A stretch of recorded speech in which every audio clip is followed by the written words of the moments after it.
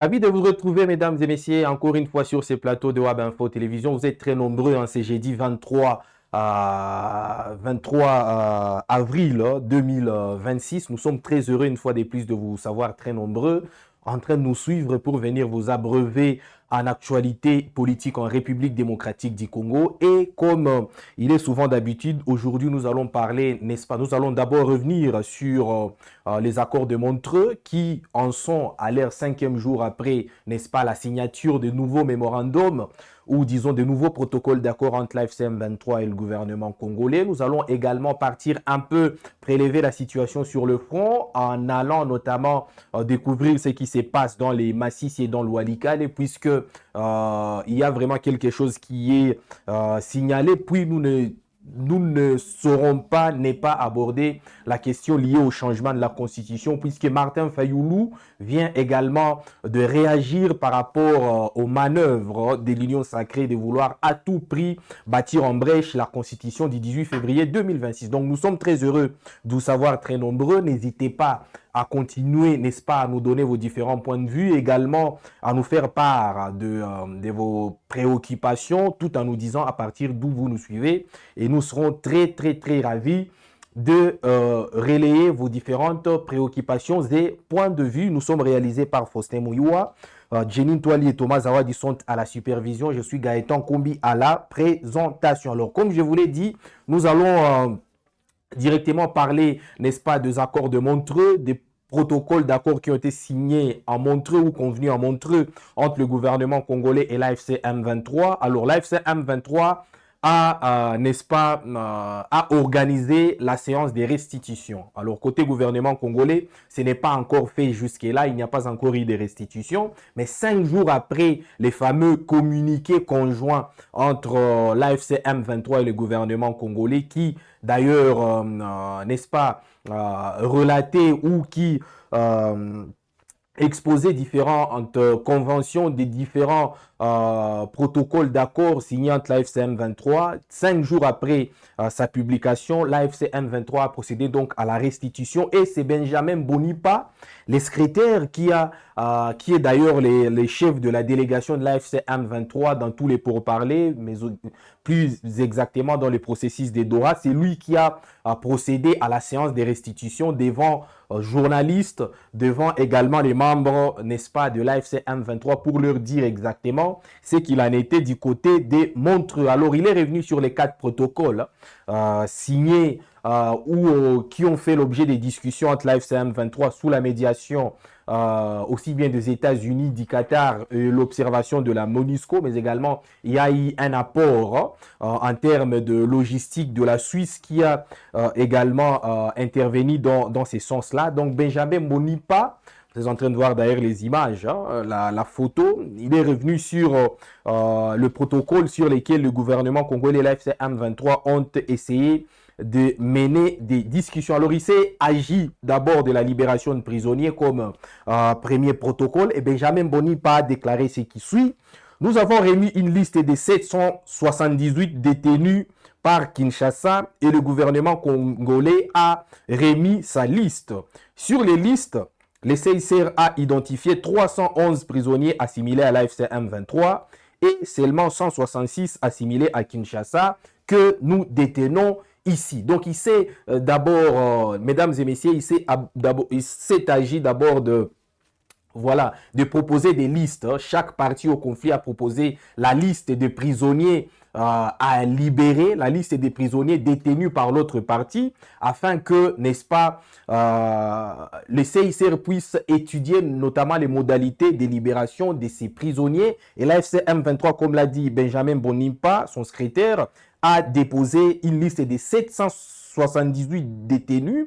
Pendant ce temps, le gouvernement de Kinshasa a déposé une liste de 311 et à la fin de travaux du CICR, le CICR le CICR a décidé, a identifié, non, l'AFC M23 plutôt, excusez, a déposé une liste des 778 détenus que Kinshasa devrait libérer. Et pendant ces temps, Kinshasa a déposé également sa liste. Alors on ne sait pas exactement la consistance de la liste du gouvernement de Kinshasa. Mais après les travaux, le CICR a identifié 311 prisonniers assimilés à l'AFC M23 que le gouvernement congolais doit libérer dans les 10 jours en ayant la signature de ces protocoles, de ces nouveaux mémorandums d'entente.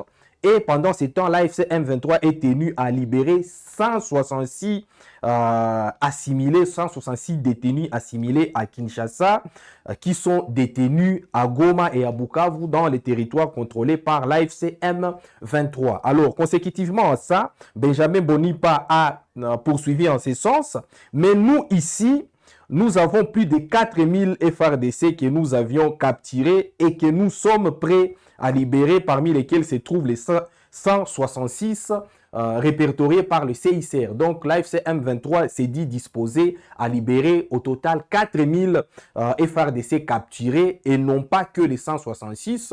C'est pour l'AFC M23 un geste de bonne foi, mesdames et messieurs. Alors l'AFC M23 et le gouvernement congolais ont même discuté de l'itinéraire que ces prisonniers-là doivent prendre après leur libération. Où passeront les prisonniers qui seront libérés par l'AFC M23 et où passeront les prisonniers qui seront libérés par le gouvernement congolais pour rejoindre l'AFC M23 et vice-versa. Ils ont donc, les deux parties ont discuté des itinéraires puisqu'il a été convenu que ceux du gouvernement congolais doivent passer par Beni avant de rejoindre bien évidemment Kinshasa ou être cantonné là à Beni. Ça dépendra de la volonté du gouvernement congolais. Et ceux de l'AFC M23 sont censés atterrir à l'aéroport d'Entebbe. Nous sommes là en Ouganda, en provenance de Kinshasa, afin de passer par Bunagana et rejoindre l'AFC M23. Voilà donc les itinéraires qui ont été convenus entre les deux parties. Ça, ce n'est que le premier protocole. Le deuxième protocole a été consacré au mécanisme de vérification. Alors, Benjamin Bonipa, dans la séance de restitution, a déclaré ce qui suit. Il y aura désormais une équipe composée de 3 membres militaires, il a insisté là-dessus, militaires de l'AFC M23 et 3 membres du gouvernement, plus l'appui logistique de la MONUSCO pour aller vérifier exactement si les cessez-le-feu est respecté sur le terrain. Il a insisté sur le fait que les 3 membres de l'AFC M23 doivent être de militaires, dans le sens que ce sont eux qui maîtrisent bien la situation du terrain et s'ils ne sont pas des militaires, ils pourraient prendre des risques inutiles sur le terrain. Et donc, pour l'AFC M23, ces 3 membres-là qui devront composer, n'est-ce pas, ces mécanismes de vérification avec 3 membres du gouvernement congolais, doivent être des militaires à part entière. Alors, il y aura également un secrétariat permanent composé également de membres de l'AFC M23 et ceux du gouvernement. Voilà donc ce qui a été convenu en ce qui concerne le mécanisme de vérification. Alors, il y a eu également des discussions sur le 3e protocole relatif à l'accès humanitaire. Et sur ce point-là, il a été convenu ce qui suit. Nous sommes convenus avec le gouvernement de Kinshasa d'assurer la protection et la libre circulation des humanitaires partout en République démocratique du Congo. Les deux parties ont également convenu de la protection de l'aide humanitaire, des convois humanitaires ainsi que les bénéficiaires de cette aide humanitaire. C'est-à-dire les deux parties se sont mis d'accord sur le fait que non seulement les humanitaires doivent être protégés, non seulement les convois humanitaires doivent être protégés, mais également les bénéficiaires de cette aide humanitaire, c'est-à-dire les nécessiteux, qui pour la plupart sont actuellement cantonnés dans de camps de réfugiés, mesdames et messieurs. Alors concernant l'aéroport de Goma, là ça devient très important. Benjamin Bonipa, le représentant de l'AFC M23, a signalé que c'est Kinshasa qu'il a fermé et c'est lui qui continue de bloquer sa réouverture. Donc pour l'AFC M23, c'est Kinshasa qui continue à bloquer la réouverture de l'aéroport de Goma, tout comme c'est lui qui avait décidé, n'est-ce pas, de sa fermeture. Alors, il y a eu un 4e protocole qui malheureusement n'a pas été abordé suffisamment faute de timing. C'est celui réservé à la protection judiciaire. Alors, le timing a posé problème, a déclaré Benjamin Bonipa.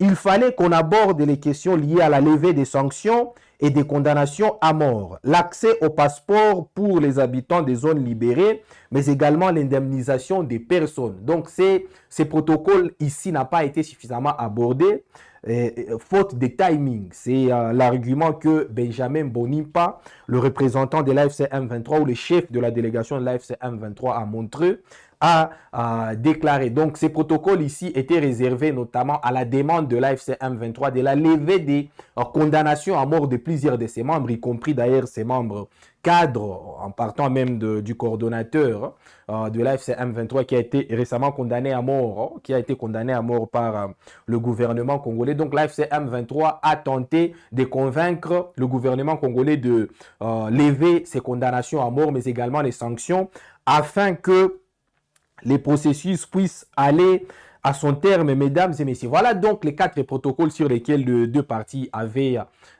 discuté. Alors, il y avait vraiment beaucoup de zones d'ombre. Là, on vient d'avoir suffisamment d'éclairage. On attend également la séance de restitution du gouvernement congolais pour en savoir un peu plus, puisque celle-ci n'est que la séance de restitution de l'AFC M23. Alors, pendant ces temps, à Kalembe et à Kalonge, pardon, nous sommes là dans les territoires de Massissi et de Walikale. La tension monte puisqu'il y a vraiment de menaces permanentes d'incursions armées que l'on attribue aux éléments Wazalendo. Ce sont nos confrères d'actualité.cd qui lancent cette alerte à travers, n'est-ce pas, une dépêche que nous allons essayer un peu de vous lire.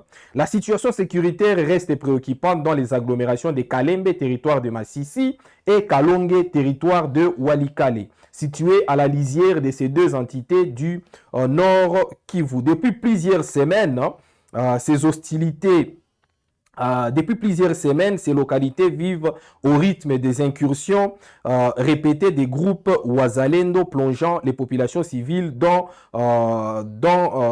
n'est-ce pas, les populations civiles dans une insécurité constante. Donc, les Wazalendo, selon, n'est-ce pas, cette dépêche, ne cesse, n'est-ce pas, de mener des incursions sur Kalonge et Kalembe. Nous sommes là dans les territoires de Walikale et Massissi. Et donc, les populations sont jusque-là, n'est-ce pas, sont obligées tout le temps de fuir les combats, les affrontements qui s'y passent, mesdames et messieurs. Donc, les Wazalendo surviennent souvent, selon cette dépêche d'actualité.cd, et puis, deux fois la population, sans qu'aucune intervention ne soit signalée, et donc les populations locales ne cessent de demander l'aide ou l'appui du gouvernement congolais pour qu'il soit en sécurité, mesdames et messieurs. Voilà donc ce qui se passe à ces niveaux-là. Et pendant ces temps, comme je vous l'ai dit en liminaire, la question liée au changement de la Constitution continue, n'est-ce pas, de battre son plein dans l'arène politique congolaise, n'est-ce pas, puisque la dernière intervention en date, c'est celle de Martin Fayoulou qui vient finalement de réagir en montrant tout son désaccord par rapport, n'est-ce pas, à ce qui se passe au sein de l'arène politique congolaise. L'Union sacrée qui annonce, n'est-ce pas, le projet de changement de la Constitution, et pendant ces temps, les opposants s'y opposent, et Martin Fayoulou est catégorique dans ce sens. Il a déclaré que la coalition Lamouka ne laissera pas du tout, n'est-ce pas, ces projets aller à son terme ou se concrétiser, mesdames et messieurs. Et donc, Martin Fayoulou est prêt à aller au combat, à aller au taquet pour empêcher que ces projets du changement de la Constitution puissent passer en République démocratique du Congo, et que ça puisse consacrer un 3e mandat au président Félix Tshisekedi. Alors, on y reviendra avec d'amples détails, mesdames et messieurs. Pour l'instant, je vous laisse entre les mains de la rédaction pour d'autres productions, afin que vous soyez édifiés, comme c'est d'ailleurs l'habitude ici sur Web Info Télévision, des informations chaudes, mais également des actualités bien décryptées, toujours avec la même énergie et toujours avec le plaisir de voir beaucoup plus de vos interactions pour que nous puissions, n'est-ce pas, vous informer utilement. J'ai été réalisé par Faustin Mouyoua. Je vous dis merci et à très très bientôt.